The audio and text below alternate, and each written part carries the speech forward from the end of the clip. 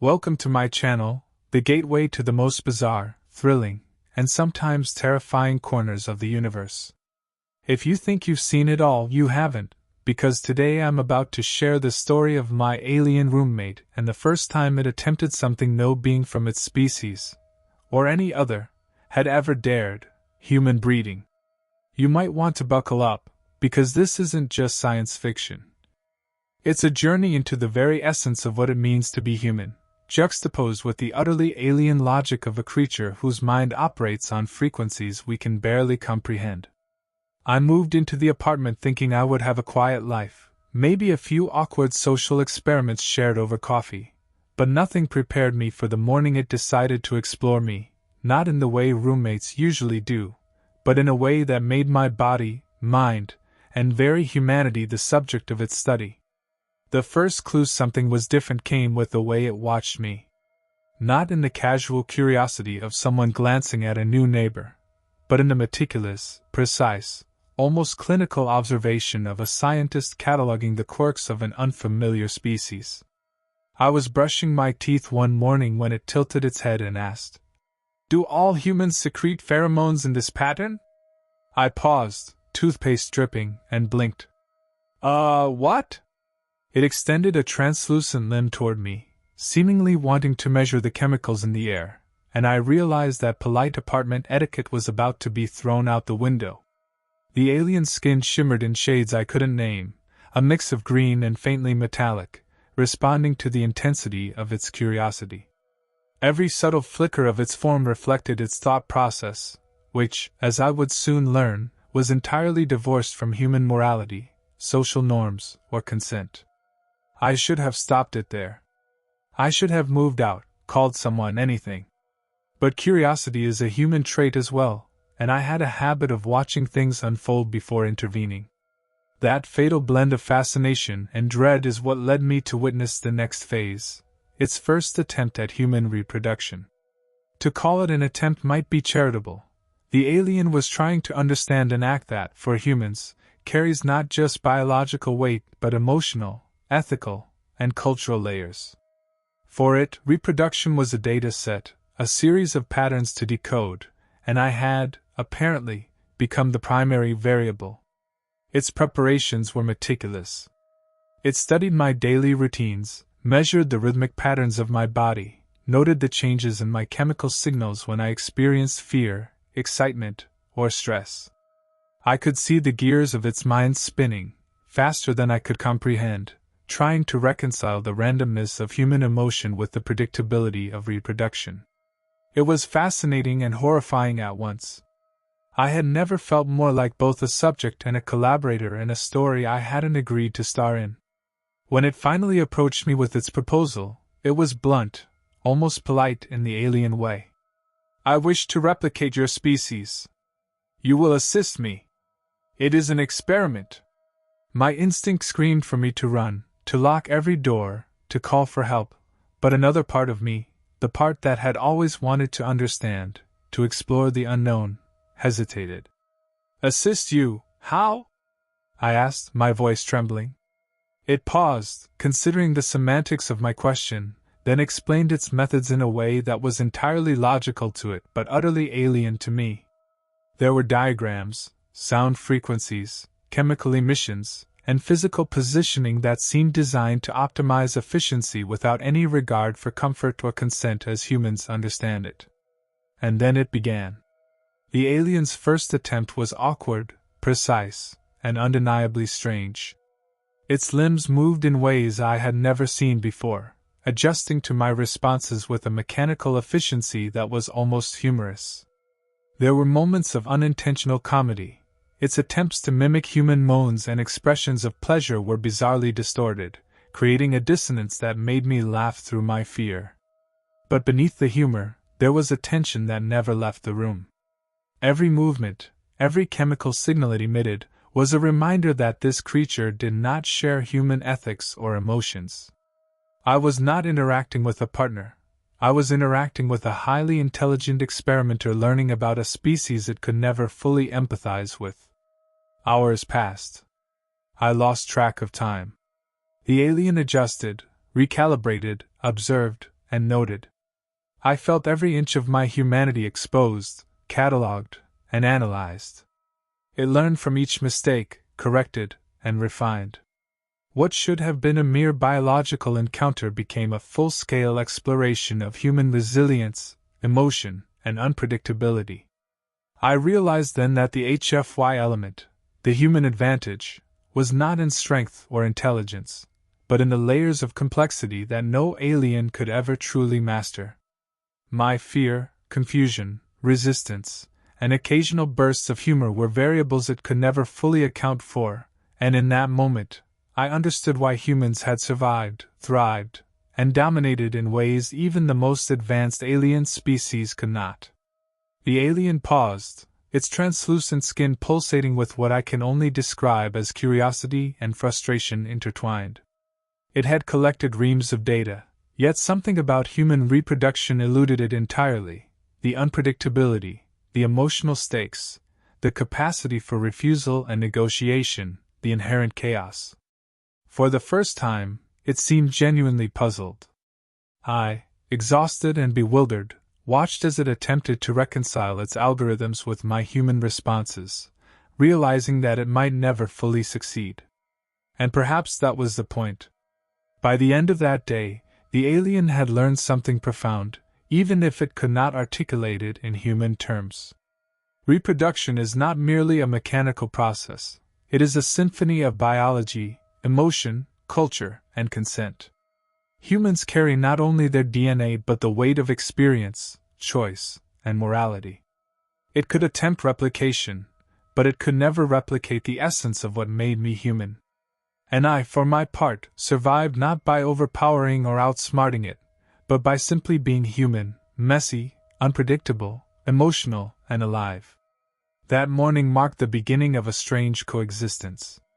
The alien continued its observations, its experiments now tempered with a grudging respect for the complexity of its roommate.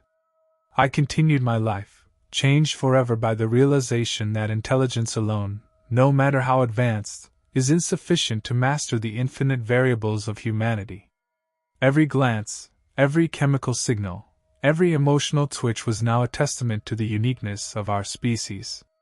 And as I closed the door that night, exhausted, wary, yet oddly exhilarated, I understood the ultimate lesson of my alien roommate's experiment: you can study humans, mimic humans, even attempt to replicate them, but you cannot own, contain, or fully predict what it truly means to be one. The alien's observations didn't stop with the initial attempt. If anything, they intensified. Every day it found new ways to study me, recording patterns I didn't even know I had. It watched how my body reacted to changes in temperature, light, and even subtle shifts in the air. At first, it was purely scientific, almost innocently curious, but over time, its methods became more invasive, its questions more direct. "Why does your heart accelerate when you are startled?" it asked one evening as I tried to cook dinner. I froze mid-chop, realizing that in this apartment, there was no private moment, no mundane task untouched by its scrutiny. I had grown used to it, yet every glance, every question, reminded me that I was not simply cohabiting with a roommate but participating in an experiment I never consented to. The alien's mimicry of human behavior improved with each interaction. It studied my expressions, gestures, and even the way I modulated my voice. Sometimes it would attempt to smile, producing a distorted, almost uncanny echo of human emotion that sent shivers down my spine. Other times, it would try to laugh at my jokes, but the sound it produced was hollow, resonating in frequencies beyond human hearing. Despite its failures, there was a strange charm to its attempts, a mechanical innocence that made it almost endearing, even as it kept me constantly on edge. I began to notice that my own behavior changed in response. I had to be aware of how I moved, how I reacted, how my emotions fluctuated. I became a performer in my own life, playing a role that the alien could analyze, while secretly asserting control in subtle, human ways that it could not predict. One night, the alien proposed a new phase of the experiment. Its voice was calm, almost clinical, but the intention behind it was unmistakable. "We will attempt reproduction again, with modifications based on observed data," it stated. My body tensed, and a flood of instinctual fear collided with a strange, irrational curiosity. I wanted to refuse, to push it away, to escape entirely, yet I also wanted to understand what it was trying to achieve. This internal conflict, I realized, was precisely what made humans unique. No algorithm, no matter how complex, could replicate the turbulence of thought, the collision of instinct and intellect, that defines our species. I agreed, not because I trusted it, but because I wanted to see how far this alien could go, how deeply it could probe the limits of human complexity. The attempt was unlike the first. The alien had adjusted its methods, incorporating every observation it had made. It used chemical emissions, subtle shifts in body temperature, and tactile approaches that were designed to elicit specific responses. I could feel its calculations in real time, the way it adapted to every flinch, every gasp, every subtle shift in my posture. It was methodical, precise, and terrifyingly intelligent. Yet, for all its sophistication, it failed to account for the unpredictable nature of human emotion. I laughed when it expected fear. I froze when it expected compliance. I resisted when it expected surrender. Every deviation from its algorithmic predictions was a victory of humanity itself, a reminder that even the most advanced intelligence cannot fully master the infinite variables that make us who we are. Hours stretched into what felt like an eternity. The alien recalibrated continuously, its skin glowing and flickering with intensity, reflecting the flux of its calculations. I grew exhausted, physically and emotionally drained, yet an unexpected realization dawned on me. I was teaching it more than it was teaching me. Through every reaction, every subtle shift in my behavior, I demonstrated the depth of human resilience, the complexity of our emotions, and the intricate dance of consent, desire, and refusal. It could mimic our biology, replicate our actions, even simulate our responses, but it could never grasp the essence of what makes humans truly alive. That power, the unpredictable, emotional, ethical, and moral complexity, was something no alien could ever fully contain or control. Despite the intensity of the experiment, moments of absurdity punctuated the tension. The alien, in its attempt to replicate pleasure, produced sounds and gestures that were incomprehensible, almost cartoonish in their exaggeration. I found myself laughing despite my fear, a spontaneous assertion of human spirit. Every laugh, every quip, every sarcastic remark was data the alien could record but never fully interpret. It was learning, yes, but in its learning, it revealed its own limitations, highlighting the very qualities that make humanity exceptional.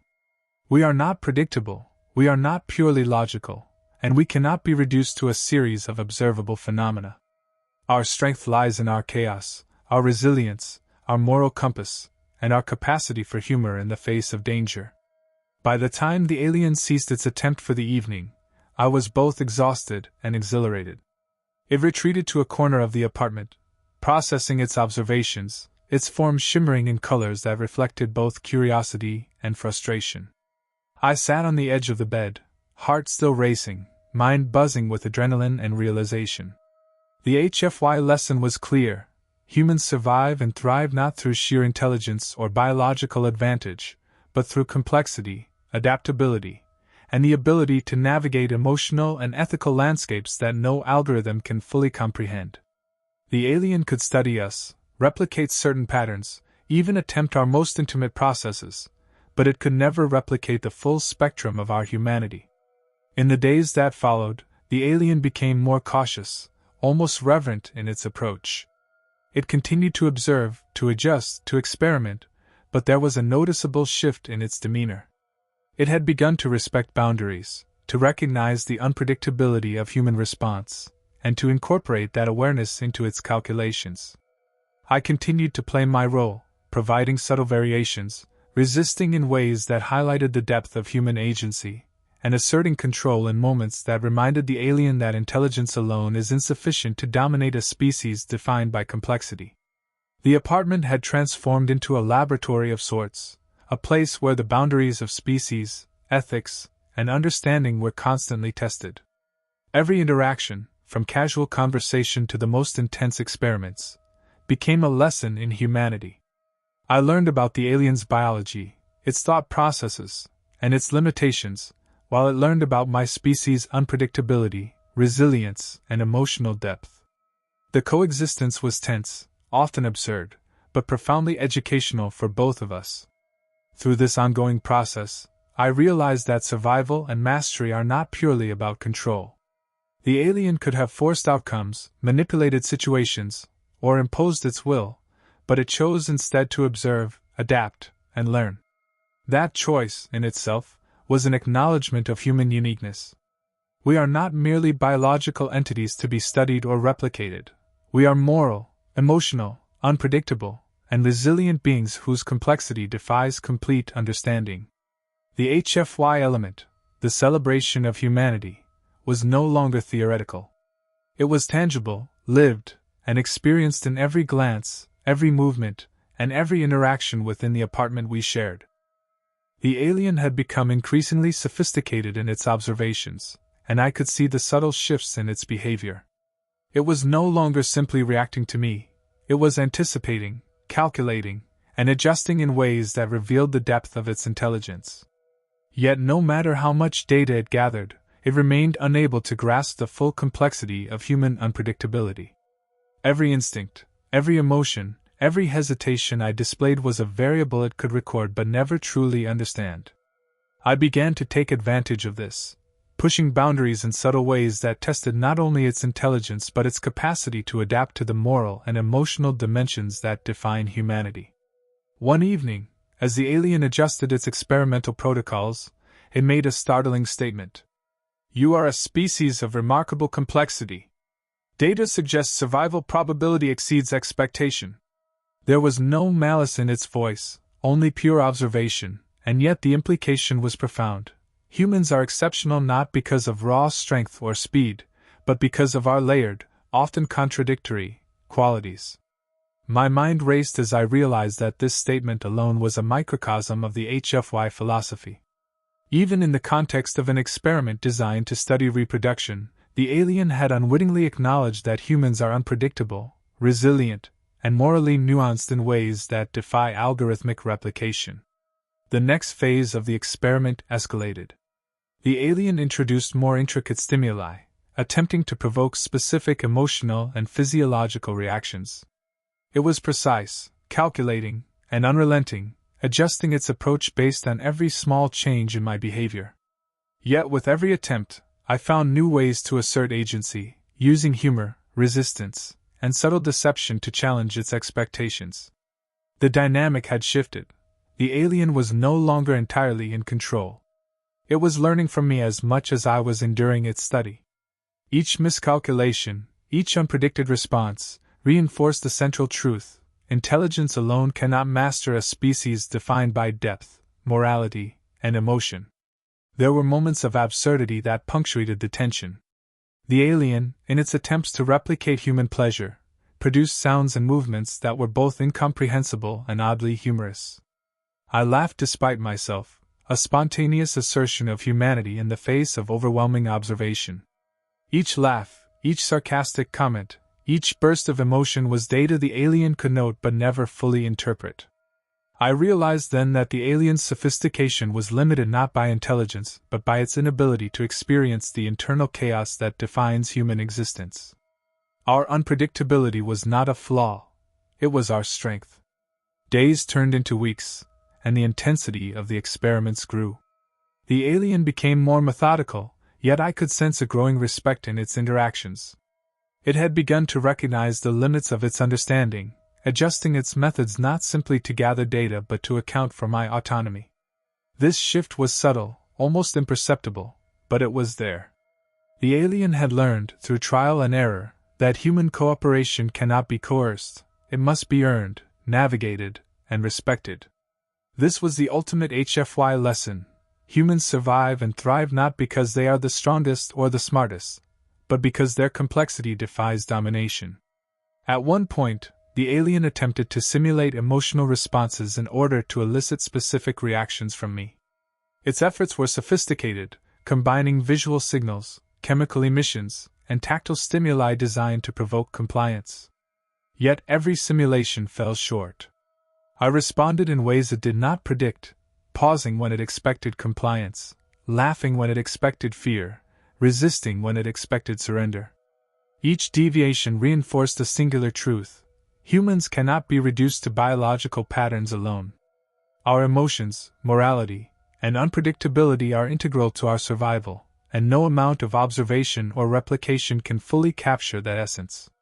The climax of this phase arrived when the alien attempted a fully coordinated reproductive simulation.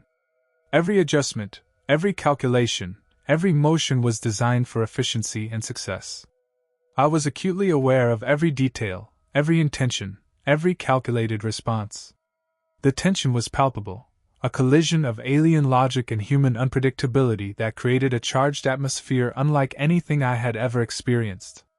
And yet, despite the aliens' advanced capabilities, it was the unpredictable nature of my humanity that ultimately dictated the outcome.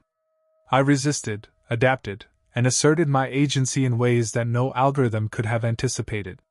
As the experiment concluded for the evening, the alien retreated, its form pulsating with colors that reflected both curiosity and frustration.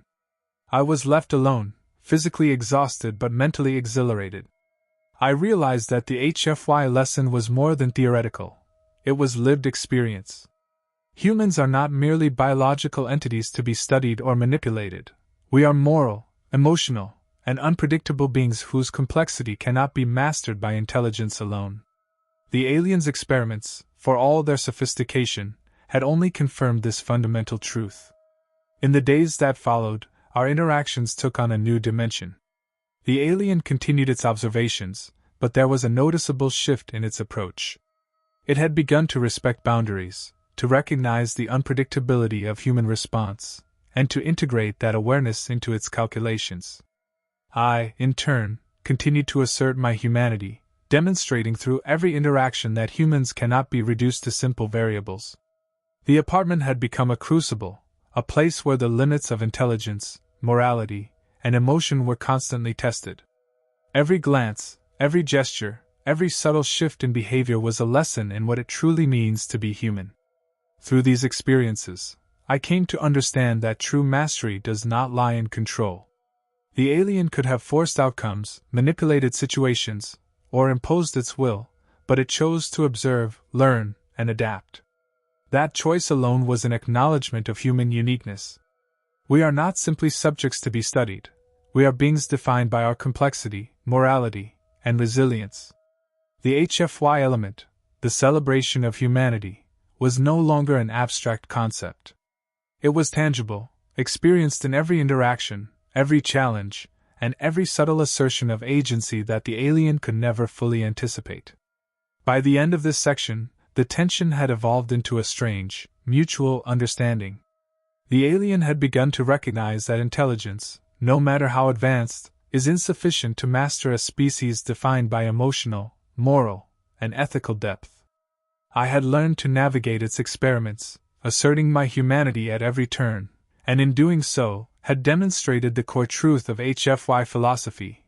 Humans are exceptional not because of raw power or intellect, but because our complexity, resilience, and unpredictability make us unreplicable, uncontainable, and ultimately triumphant in ways that defy even the most advanced alien understanding. The aliens' attempts had grown more sophisticated, yet I had grown even more adept at asserting my humanity. Each day, each interaction, was a delicate dance between observation and resistance, logic and chaos, alien precision and human unpredictability. It no longer approached me merely as a subject. There was a subtle acknowledgement in its posture, the flicker of color in its skin, that I had become a teacher of sorts, demonstrating the depths of what it could never fully comprehend.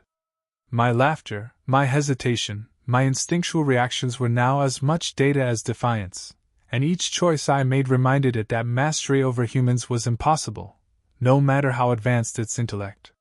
This section of our story reached a pivotal moment when the alien, in a rare display of curiosity bordering on frustration, attempted its most complex experiment yet. It combined every observation, every learned pattern, and every calculated behavior into a single, highly coordinated reproductive simulation. I felt the intensity of the moment in every fiber of my being, heart racing, senses heightened, mind whirring with fear and fascination. The alien's movements were precise, deliberate, and eerily elegant, a choreography designed to achieve maximum efficiency. And yet, no matter how meticulous its calculations, it could not predict the unpredictable, the uniquely human elements of hesitation, emotion, and subtle rebellion. Every instinctive reaction I exhibited disrupted its plans, proving once again that humans are not merely biological entities to be studied. They are complex, morally aware, and emotionally rich beings whose actions defy simple replication. During this intense period, moments of absurdity persisted, reminding me that even in the gravest circumstances, humanity thrives in humor and resilience. The alien, attempting to mimic pleasure or affection, produced gestures and sounds so alien that I could not help but laugh. Each laugh was both a release of tension and a subtle assertion of power. I controlled the human variables that the alien could never fully anticipate. This delicate balance of fear, comedy, and defiance became the new rhythm of our coexistence.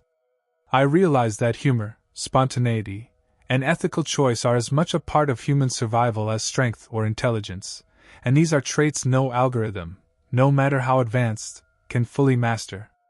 As the simulation progressed, I began to notice subtle changes in the alien's behavior. Its methods became less invasive, more observational, and increasingly respectful of the boundaries I instinctively maintained. It was beginning to understand, not fully in human terms, but in its own alien logic, that reproduction and interaction cannot be forced without consequences. I observed a faint shimmer in its skin, a pause in its movements, as if it were reconsidering its approach, acknowledging, in its own way, the complexity and unpredictability of human autonomy. This was the turning point. The alien had recognized, through experience and failure, that intelligence alone cannot dominate a species defined by moral depth, emotional nuance, and the capacity for self-determination. The climax of this final phase arrived unexpectedly. In the midst of a particularly intricate simulation, the alien paused, seemingly puzzled by my reactions. It had anticipated compliance, fear, and predictable resistance, yet my combination of defiance, humor, and subtle manipulation created a sequence it could not compute. I realized then that this was not merely an experiment, it was a confrontation between intelligence and humanity, logic and morality, observation and lived experience. My survival and agency were not dictated by strength or fear but by the very qualities that make humans exceptional: emotional complexity, unpredictability, and resilience. Each instinctive movement, each decision to resist or comply, became a testament to human uniqueness, an assertion of the HFY principle that we are unparalleled in the galaxy because we cannot be fully understood or replicated. After what felt like an eternity, the alien retreated, processing, recalibrating, and perhaps, in some small way, acknowledging the limits of its understanding. I sat, drained, exhilarated, and profoundly aware of what had transpired. The HFY lesson was undeniable: intelligence without empathy, calculation without moral awareness, and replication without understanding cannot conquer or fully comprehend the essence of humanity. The alien could attempt, mimic, and study, but it could never contain the richness of our emotions, the chaos of our choices, or the resilience that defines our species. In the days that followed, our dynamics shifted once more. The alien became less invasive, more curious in ways that respected boundaries, and more willing to observe rather than dominate. I continued to assert my humanity, navigating the delicate interplay of observation, interaction, and defiance. The apartment had transformed into a space where intelligence and morality intersected, where alien curiosity met human resilience, and where every moment was a lesson in what it truly means to be alive. The alien had learned something profound, even if it could not articulate it: survival, cooperation, and mastery are not solely dictated by capability. They are defined by understanding, respect, and the unpredictable depth of the human spirit. By the conclusion of our story, it became clear that neither the alien nor I had truly dominated the other. Instead, a mutual recognition had emerged: humans are not replicable, controllable, or predictable. We are beings of depth, emotion, and moral agency, and no intelligence, no matter how advanced, can fully comprehend the totality of our existence. The aliens' experiments, which began as invasive and clinical, had become a study in humility, a recognition of the inimitable complexity of the human condition. Every glance, every gesture, every interaction was now a reminder of the fundamental HFY truth. Humans thrive not because they are the most advanced biologically or intellectually, but because we are layered, resilient, and unpredictable beyond measure. As I settled into the quiet of the evening, reflecting on the weeks of strange coexistence, I realized that the alien had unintentionally reinforced the core lesson of my species' enduring strength. Its attempts to study, replicate, and understand had only highlighted what makes humans exceptional: our emotional depth, moral consciousness, and capacity to act unpredictably in the face of logic and observation. The HFY principle, the celebration of humanity, was no longer theoretical. It had been lived, tested, and proven in the most extraordinary of circumstances. I understood, perhaps more clearly than ever, that while intelligence can measure, predict, and analyze, it cannot replicate the soul of a species defined by chaos, morality, humor, and resilience. And so, life in the apartment continued, forever changed by the aliens' experiments and my responses. The tension, the humor, the moments of fear, and the acts of defiance had forged a new understanding between us. The alien had learned to respect the limits of its knowledge, and I had come to appreciate the profound complexity of both my own species and the alien presence in my life. In the end, the story was not about domination or submission, nor about success or failure in a purely biological sense. It was about the assertion of humanity in the face of intelligence, the triumph of unpredictability over calculation, and the enduring, unreplicable power of being human. The alien may have attempted to study, mimic, and replicate, but it could never own or fully understand the essence of who I was. And that, ultimately, is the core truth of HFY. Humans are extraordinary not because we tried to be, but because our very nature defies replication, containment, and comprehension.